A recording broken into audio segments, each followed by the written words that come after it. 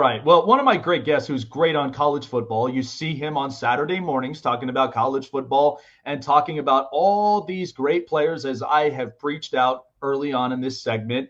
He's known as East Coast Gridiron. He also loves the Philadelphia Eagles. Dante joining me here via the Global Satellite Network presented by StreamYard.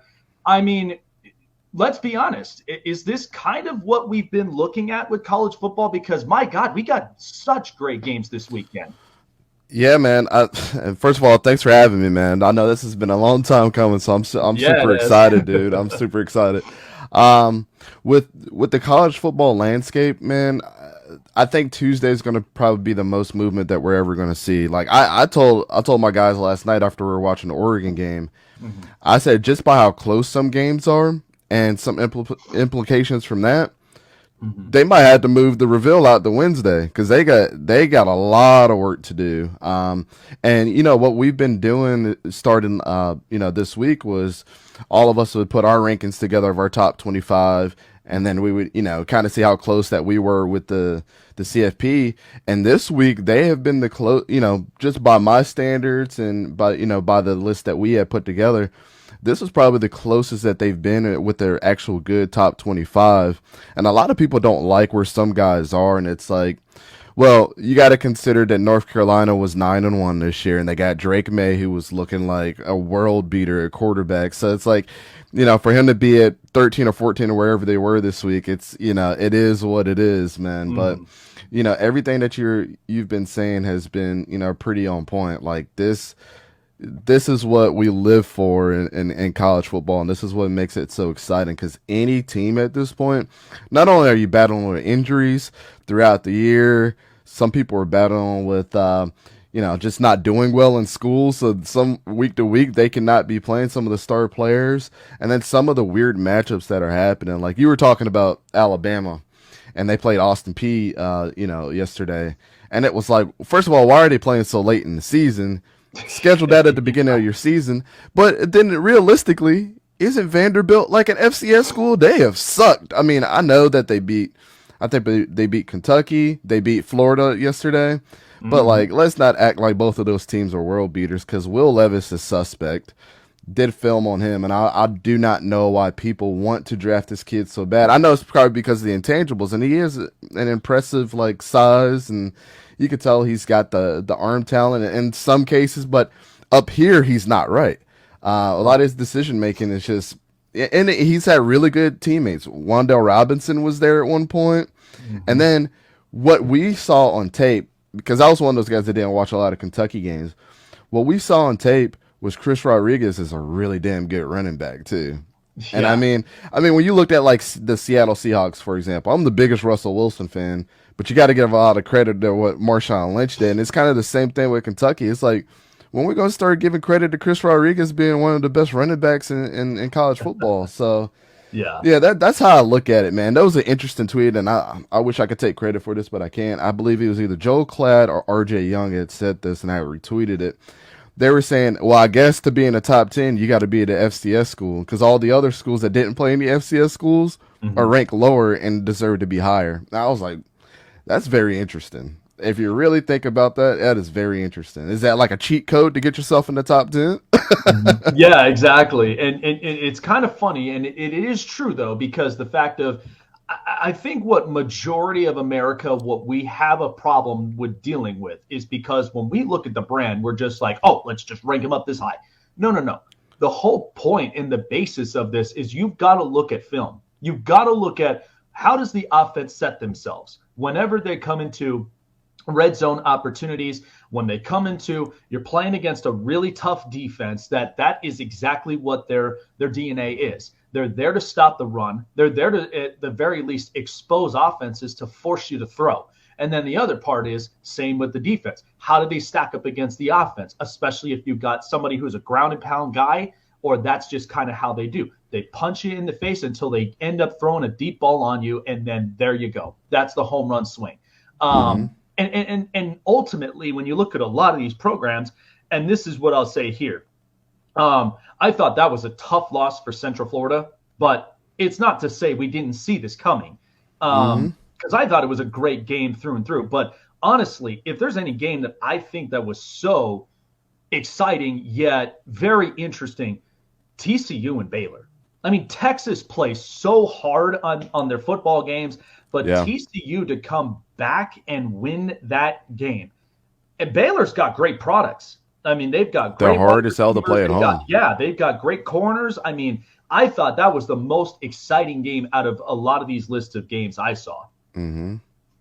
Yeah, so to first touch on the Navy game, that was a weird one because they only threw the ball one time and it was an incompletion. So they ran 63 times on the boys yesterday. But that's what those military schools do. Like, they're annoying to play against. And if anybody knows, like on my channel, I go back and I play NCAA 14 sometimes because it's the only college football game we got right now. Mm-hmm. And playing Air Force and Navy and Army is annoying as hell because they run the triple option and it's hard to stop. And that's what UCF. I mean, UCF is not going to play a team like Navy every year, and they got slipped up, and they ran for 248 yards and won the game 17-14. Their defense was good enough to keep them contested. And I'm a big John Reese Plumlee fan. I think he's a pretty decent quarterback. But yeah, man. What was the other team you mentioned? I'm sorry, I backtracked there. The other team that I mentioned was definitely TCU and Baylor. Oh, TCU and Baylor, yeah. Yeah. Yeah, Baylor's one of those teams like when you have to play them at home. And we saw it all last year. It was the reason it was the 12th man for sure. I know we talk about that with Texas A&M and Seattle and teams like that, but literally Baylor got to the Big 12 championship last year because of their home field advantage. It's scary to play them. And you saw TCU have some trouble with that too. I mean, their team is really good. Like their secondary had people on lockdown, and it really tested Max Duggan yesterday. But Max Duggan had a couple people that dropped some crucial passes too. Yeah, and I think what we saw yesterday is Max Duggan is a legit quarterback. And I was saying this, Jake, for like the last couple weeks. Think about all the quarterbacks that are coming out, man. All the quarterbacks. Oh. This is probably the deepest quarterback draft of all time. That I wouldn't be surprised if there was 10 quarterbacks chosen in the first round just because. Oh, we might not need one, but Aaron Rodgers. Got a 3-4 year plan right there, and I mean Green Bay, and I even said this too. I mean, watching that game against Tennessee, I was like, this is clearly Mike Vrabel. He's an energetic guy. He's a guy that, like, if you mess with him up in a bar, he's just going to smack your face on the table, and he's just going to take the trash out. Like, that's what the Titans really are. Mm-hmm. And Green Bay is like on a sunny day where there's no wind, there's no rain. They take out the Lambo, and they just rev up the engine like they're big and bad. But, I have a Toyota Tacoma, and I love durability. I love reliability. And if you ain't got that, you might as well put that Lambo away. Oh, That's what I think the Packers have really become with Aaron Rodgers, because you have this austere Matt LaFleur who just, thinks he's very creative when really he just shrank. And it's just like, come on, like, let's not fool ourselves. But yeah, I did like that. And honestly, with the quarterbacks that we have, first of all, I have a couple of quarterbacks in mind. I mean, how damn good is Caleb Williams? That kid he's got such an arm. And then watching on the other side, Dorian Thompson, he's got the feet. I don't want to say he's Justin Fields coming out of college, but he kind of brings some of those tangibles that I think are a little Justin Fields like. He can run out the pocket. He can utilize the runs. I think there's a little bit of adjustment when it comes to accuracy wise, but I think Dorian Thompson could be sneaky good if he's groomed up in the right franchise. Yeah, Caleb Williams is interesting, right? And we scouted him too coming into the season, and I'll tell you the highest scouted quarterbacks was Matt Corral for me, because the route tree that he was throwing on was incredible. Like especially intermediate, dude was throwing laser beams, and the other one was Hendon Hooker. Because their offenses are so expansive, like Lane Kiffin's offense is going to make you run everything, and Josh Heupel doesn't get enough credit for how creative his offenses are, and you have to take that into account for a quarterback, not one that's just lining up an 11 personnel the whole time or 12 personnel, and that's all they throw out of, and it's a bunch of bubble screens, and I think that's the problem with Bo Nix right now. I love Bo Nix, Oh, But I was gonna say, I'm like, look, watching Bo Nix from Auburn and then transferring over to Oregon. Look, I knew he was going looks to be good. good, but I don't know if that's really something that you can transition from college to NFL. I feel like he might have a tough time with that. Yeah, it's going to be hard for him, but Caleb Williams is small and he struggles against pressure, and there wasn't a lot of that last night. Like organic pressure, like a guy that's just let's say like there's a Von Miller on one side that you got to worry about at any given time. So he Mm-hmm. struggles with that a little bit, and I think we gave him like a C plus in the grade last year. Like I just think that offense caters quarterbacks like him. But I think this might be a hot take. I think this, if you take Jordan Addison away from that, I don't think he looks as good this season. And Oh, I then agree. you got Dorian Thompson Robinson that put 7 touchdowns on them last night and had 3 crucial interceptions and 1 fumble that was given up. He's the best person on this team. I mean, Yeah. when you really reflect on that game, he's the best person on this team. They would not have the record that they have or be as highly touted or be ranked this year without Dorian Thompson Robinson. It just is what it is. I like Jay Bobo as a wide receiver, but Mm-hmm. it was a clear difference between Jake Bobo and Jordan Addison yesterday. You know what I'm saying? Oh yeah. If the roles were reversed, Dorian Thompson Robinson probably would have had 10 touchdowns yesterday. Oh So yeah. yeah, I agree with you about the Chip Kelly thing, man. He's not a good NFL coach, but Mm-hmm. as far as a college coach, regardless of what anybody says, you see this game was sold out yesterday. It was like the first time in like what 15 years or something like that. Oh yeah, ever since Pete Carroll joined the NFL, and for as long as we've seen USC play, like I mean, this is the surprise is the fact that UCLA's been playing this good because we've known this program. They've been inconsistent, up and down, and then now they've gotten to this point. That's why I said, when it came to Dorian Thompson Robinson, Chip Kelly running a speedy offense, I mean, that doesn't get any better than that. He did this with Marcus Mariota. He's doing this right now currently with him. And I think, yeah, you're absolutely right. Without him, there was no other speed on this offense. That's why I think it's crazy that Chip Kelly literally landed this. But it was a great game overall. Yeah, if I'll tell you this too, man, the Pac-12 suffers from no defense being played, and Mm-hmm. it's a shame. It's a shame if one of these Pac-12 teams ends up getting in the playoff next week. If something crazy happens, I don't think it's going to happen. But let's Yeah. say one of them gets voted in the Final Four and they end up being like in that 4th spot. They are going to get killed by anybody else that's going to be there because there's no defense that gets played. The only shame of the Pac-12 of the best team there that does play good defense is Utah. I've been rooting Yeah. for Utah all season, but I like to say this, man. I don't know if you heard me say this before. Utah and Iowa are like carbon copies of each other. Iowa sucks this year, Yeah. but it's always you see Utah and Iowa like in the top 10 every single year getting voted in somewhere or at least in the top 15. You're like, "Damn, these teams are actually good." And then by the time it comes down to like a critical game, Iowa's losing to Purdue, you know what I'm Mm-hmm. saying? Or Utah's losing against Oregon State. It's like what is happening? Like, you guys are so good. You guys have been playing lights out. You could be undefeated at that point and lose against a team you're not supposed to, and it takes your whole season. They are carbon copies of each other. Have 2 coaches that have been there forever. Like Kyle Whittingham has been there for or Kyle Whittington has been there for like 17 or 18 years at Utah.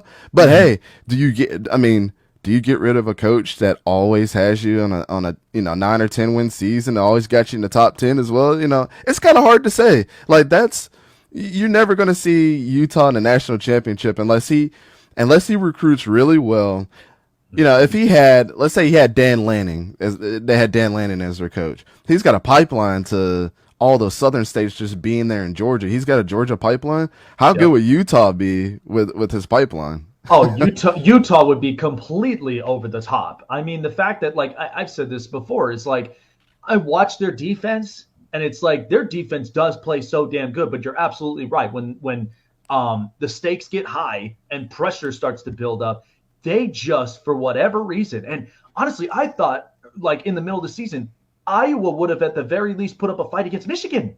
And that's Mm-hmm. where I was kind of because they are that corn-fed team that literally they just will run over you. And Yep. yet Jim Harbaugh's like, nah, they could they can show off their toughness all they want, but we'll readjust and we'll really make them pay for it. And sure enough, that's what happened.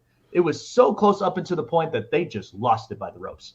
Yeah, it's funny that you mentioned Michigan because them and Ohio State had troubles against Maryland. I had Michigan on upset alert, and up until that fourth quarter when Talia got hurt, it was like it was downhill from there. And they could have, if Talia had like one, I know he's got Jacob Copeland from Florida, he transferred up there, but if they had like one decent running back and like a good tight end, they would have won that game.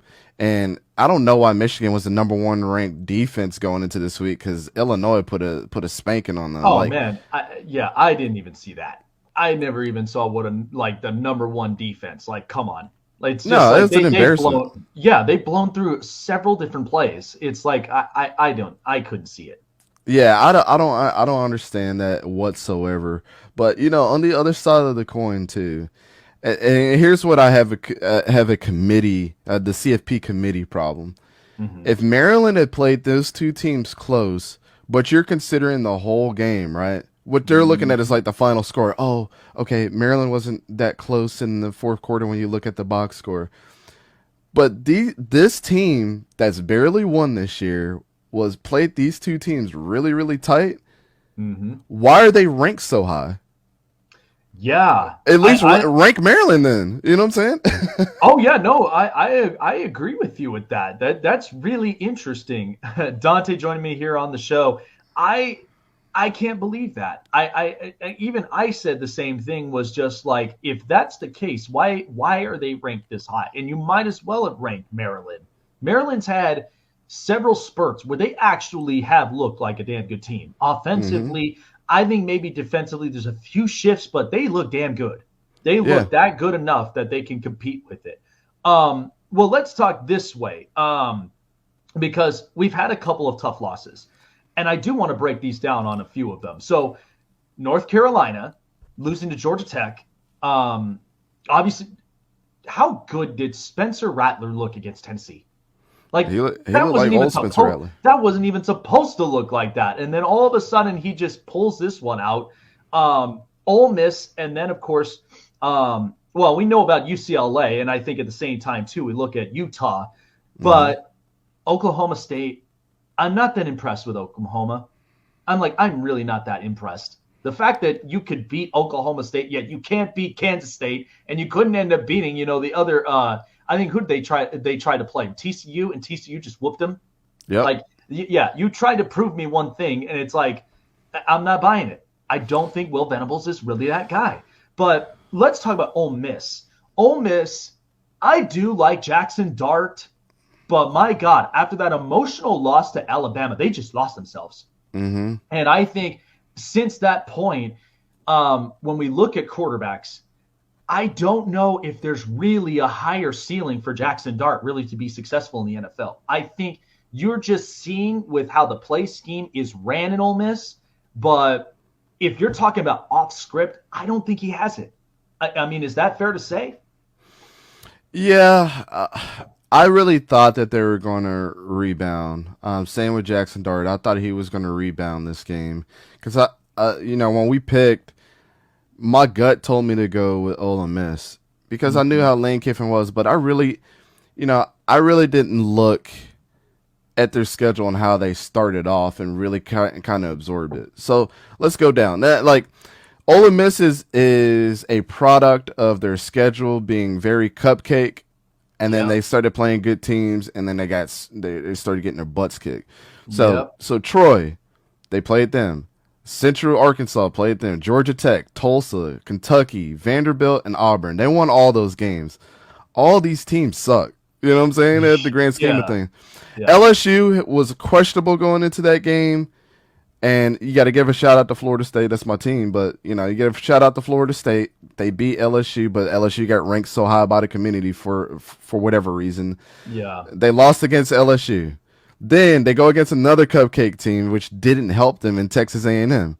Texas A&M is not what they used to be. And then Jimbo Fisher, dude, that's just embarrassing. Mm-hmm. And I'm a Jimbo Fisher guy. And then you go against Alabama, you lose against them, you lose against Arkansas. They got KJ Jefferson back, and I'm predicting next week They have to. They're going to play Mississippi State at home, but Will Oh, Rogers. you can't afford to lose that game. Mm-mm. I watched Mississippi State get mopped all over by Georgia. Like you cannot afford to lose that game. And it's bad play calling down there at Mississippi State because Will Rogers was the third highest quarterback that we scouted. Will Rogers is like legit, and I Mm-hmm. think he's going to destroy them. Like I know they're ranked high. They're Mm-hmm. probably gonna. They're at 14 right now. They're probably gonna be like in 23 or 24 if I had to guess. After this game, they're not gonna be ranked anymore. Yeah. I mean, it just is what it is. Like people are going to be wondering, like, wow, what a collapse of Ole Miss. Like, I think they were top 10 at one point, then they just kept falling and falling and falling from there. Yeah, this loss is going to be a butt kicker for them. But Lane Kiffin is already checked out. All the rumors are coming out that he's going to Auburn too, and he does this, man. He does this everywhere he goes. Commits these kids to coming to this school and then just leaves them in the dust. But I mean, it's a business at the end of the day. But I know he wants to compete in the biggest games against Nick Saban too. He has that. Kirby has that. Kirby Smart at Georgia has had that, Ryan Kelly ended up having that. I mean, hey, I mean, look, Notre and he's Dame. 1-0 now. Yeah, I mean, Notre Dame. I think Notre Dame will be fine in some areas, but that win against Alabama with LSU, that was a statement to be made that was years in the making to make that happen. And sure enough, he got that win against Saban. Mm-hmm. So North Carolina, because kind of I've been kind of concerned with as far as in the quarterback play because I do like the kid May. I think he's made He's a legit. bunch of headliners. But man, against Georgia Tech, I'm surprised it even gotten that close. But then in the end, it's just like they just let it slip and fall out their hands.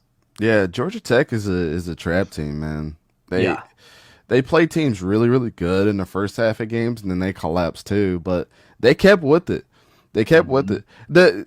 The thing that I was on the Heisman train with Drake May until this game, and let me tell you why. So I was not already high on North Carolina. Shout out to my boy Slade, man. He is a North Carolina fanatic, every single team, and I'm like, you got the demise of you guys is being ranked so high, and you had to put them there. They were 9-1 going into the game against Georgia Tech, but I was Mm-hmm. like, the later part of your schedule, they are going to be on a losing skid. They already lost Mm-hmm. against Notre Dame, who was already suspect. Then they have Virginia Tech, Miami, Duke, Pittsburgh, Virginia, and then Wake Forest. They won against them. That was a close game, but Wake Forest was playing teams tough all year long. Then Mm-hmm. Georgia Tech came around and they let off the gas a little bit. Now they got to Yeah. go against NC State and Clemson, and it's Clemson in the ACC championship. If you buy tickets to go see UNC in the ACC championship, might as well sell them joints because it is not going to be close when they Yeah, play Clemson. you're not going to get what you're expecting up out of there on that ACC championship. No, I'm with you on that. I mean, Yeah, yeah, and it is crazy to believe because first of all, I mean, I've had my thoughts on North Carolina. I really have, and even though I'm not saying they're a bad program, I think they're good. yeah. But there are times where it's just like they want to feel like they can get over the hump, but yet they lose it in some of those when the schedule gets longer and it gets tougher. Now you got to ask yourself how you're going to adjust. I mean, you're watching a lot of these other programs; they know how to adjust it. I mean, Lincoln Yeah. Riley knew this was going to be tough, and to do this all in 1 year for Lincoln Riley is just like it's nothing. It's cake, and he's been here Mm-hmm. before, so he's able to do that with USC. Saban, we've seen do this several times, even though, yes, there's been parts of me that I'm like, if you take the cupcake games away, then I can take you Alabama seriously. And then there's even some that I'll be honest. I mean, watching, I mean, hell, it gets harder for Utah. Utah even getting deeper into the schedule, and then Mm-hmm. to lose like that against Oregon, I was like, oh wow. And Oregon, they came off of an emotional loss to Washington. Yeah. It's like, wow, like it's unbelievable. But yet, this will be tough too because next week, I'm looking at next week's schedule, and there are a few games I've already got listed right in front of me. I think so. Tulane, they've been a nice story, haven't they? I've never heard a lot about Tulane at all until I ended up seeing them this year. And they got Cincinnati. And Cincinnati, by the way, they had a lockdown corner who got drafted, which thank you very much, Jets, for being blessed that. Because they have bought some really good shutdown corners. I think that'll turn into a very close game from there. Another game I got in front of me, let's just see if Jim Harbaugh can really get over the hump against Ohio State. Because that game's going to circle. Right, that is going to really circle around. And maybe my wild card, Iowa State and TCU. Because you know how Iowa State can come out sometimes. And when in the first few quarters, if I watch TCU, if they make the right adjustments against a tough team like that, then I will say TCU very much have deserved to getting into this point. Yeah, those are good ones, man. You know, Tulane, they haven't really played anybody outside of Kansas State earlier in the season, and I think, you know, they lost to Southern Mississippi, which I don't even know why you would rank them losing to them. They won against Houston, I believe, who was ranked at the time too. Memphis has been pretty decent this year. They have a really good quarterback. I forget that kid's name. I know his last name starts with an H. He's really good. And then they lost against UCF, who was ranked. So, I mean, they have just been respecting the teams, I guess, that they've played up to this point. But there's no way that Southern Mississippi loss was enough to drop them down like in the 40s or 50s for me, and they found themselves into the top 25. It's one of those head scratcher things, but I mean, they've been good. They've played their schedule tough. It's not like they got blown out of the games that they lost. I mean, it was 27-24 against Southern Miss and 38-31 against UCF. So, you know, let's not kid ourselves here. They play teams tough. But yeah, that game is one to circle because both of those teams are going to still be ranked, and Tulane is probably going to move up to, like, if I had to guess, they're probably going to move up to like 16 or 17. Cincinnati is going to be like maybe 22 or 23 next week. So that has a lot of implications there. I'd say look out for UCLA and California, man. Oh, yeah. Cal has been playing teams really, really tough. And anytime you play them, they're a trap team this year for sure. If they don't play them tough and they got to play UCLA's got to go to Cal, so, you know, that's going to be a tough game there. I think Florida State's going to smash Florida now after we've seen a debacle yesterday. Like, I don't even think that's a I don't think. I mean, look, I do like Trevor Etienne, but I don't think that Florida really I just think Florida really did lose a couple of their key players due to the draft. But yeah, I don't think they're really that same program. So talking about a couple guys here, looking at Heisman watches.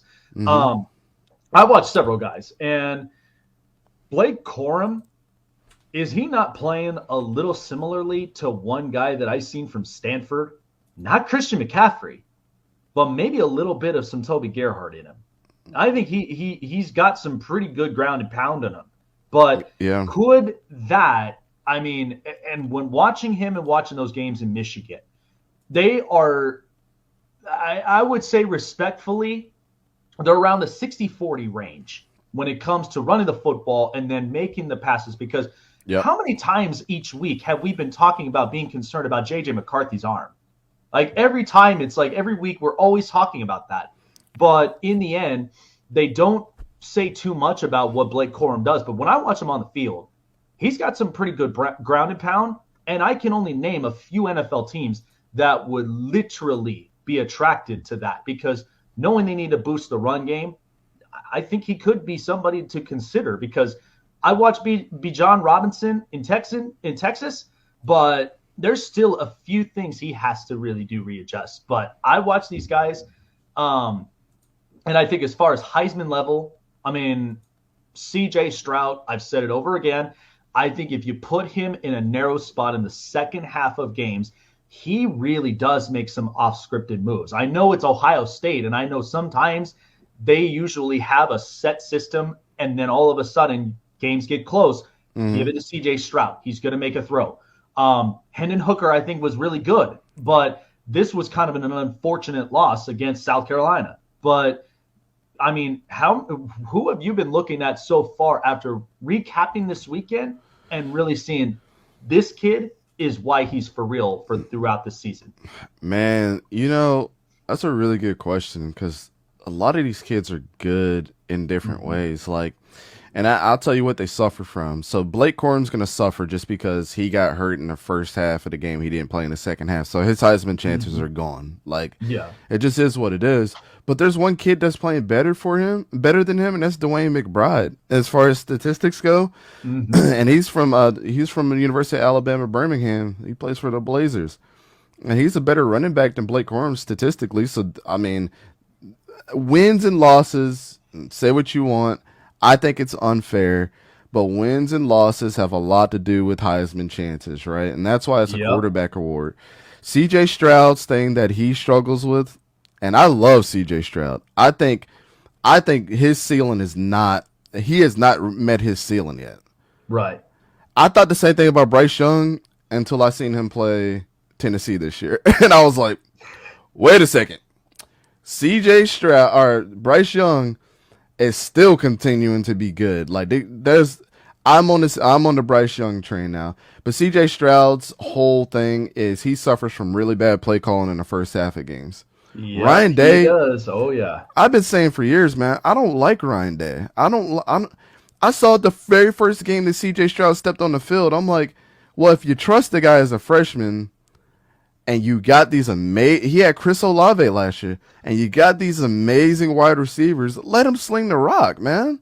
Yeah, Let him Marvin sling Harrison Jr. And then you've even got the other kid that's right there. Emeka Mbuka, whatever his name, Yeah. Emeka Mbuka, yeah, them guys are good, man, and he's got good running backs, and that offensive line is probably the biggest in the country. Yeah. Oh. They don't let him get touched. I mean, he's got the Tom Brady treatment. Hendon Hooker, season's over. He's not Yeah. gonna win. Yeah. You got Caleb Williams that's still in there, and like I told you before, he's got some issues. I mean, who else do you really put up there? I know people were talking about Caleb Brown from Illinois, but he doesn't have the touchdown totals that he should at this point. Yep. I mean, you got kids up there that have got 17, 18 touchdowns. I'm gonna give you a dark horse, and he's not gonna get mentioned, but his career so far at Minnesota, and I said this last night to my guys. CJ Stroud's probably going to win, but one guy that should get mentioned just out of respect is Muhammad Ibrahim, the running back from Minnesota, dude. Oh. 19 games straight with 100 yards rushing. Oh my God. The kid's damn good. I mean, watching him run and how Minnesota's system is set, that kid is just unbelievable. Yeah. Another dark horse that I'll give you is Michael Penix Jr. What a resurgence of his career after battling through injuries. He had last year was kind of weird because he was touted to be so high and didn't, still battled through injuries, didn't have the stats. But this year he's taken the bull by the horns up in Washington, and he's made them relevant. Not only is he a passing threat, he's a running threat too, man. But Muhammad, to go back to Muhammad Ibrahim, he's number 2 in the country in rushing yards now. I mean, he's absolutely incredible. And how many 200-yard games did we see this year? Let me ask you a question, Jake. I'll give you my overrated player, and you give me yours in college. Okay. My overrated player right now is the kid from Texas that you talked about. Oh, Quinn Ewers. Oh, No, without a doubt. not Quinn Ewers. Bijan Robinson. Bijan Robinson. Oh, without a doubt. Without a doubt. Because ultimately, like watching Texas play, that's why I said before, I like Sark, but good God, he has a tendency where he just cannot adjust. I didn't even see that. And again, with Quinn Ewers, I didn't even see one single adjustment on the quarterback position. And then let alone, I didn't even see anything as far as open spaces for Bijan Robinson to run through. I agree with you there. I think he was overrated. Bijan still struggles with. We watched him on tape too, and that was the hottest discussion that we ever got in on a film study between me and my guys. There was one run in particular that we argued about it for like 20 minutes. We didn't argue. We just had like a kind of a heated discussion on what we thought. So Yeah. as playing football and coaching, I was like, well, you got to kind of look at it like this. Bijan Robinson doesn't know if he wants to be a downhill runner or if he wants to Hmm. be an elusive runner, and he doesn't know how to mix the two together. So he's kind of one of those dudes like you either need to stick with being a bowling ball or you need to stick to being like Reggie Bush because you're trying to Yeah. do both and they don't work all at the same time. And what drives me nuts about him is like, oh yeah, you'll run up the middle and you've seen that there's three linebackers stacked on the on the strong side of the defense. And you're gonna run in that direction Yeah. instead of cutting back and going the other way, and you have the ability to make one guy miss. Who wants to tackle Right. Bijan Robinson 1-to-1? So Right. it's like you. I know you can probably coach that up, but Hmm. he's a volume runner for sure.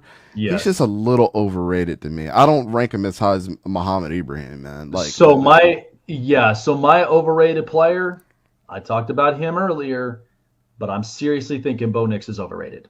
oh, okay. Here's my take about this because first of all, I have watched Oregon in the last few years. I mean, even dating back to the Justin Herbert years. Mm-hmm. Okay, Oregon has a tendency to play conservative at times.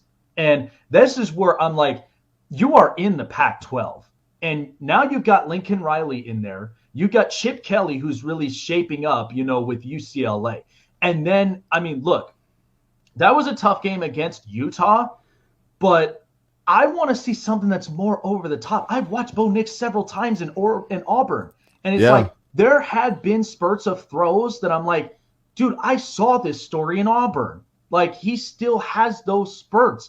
This is why I said he can be good in college, but that is very difficult to transition to in the NFL level because, and that's why Justin Herbert was the exception of it out of Oregon because when you watched him in that Rose Bowl game against Wisconsin, Wisconsin was literally kicking their ass, and then all of a Mm-hmm. sudden the coach said, "You know what? I need to let Justin Herbert loose." And what did he do?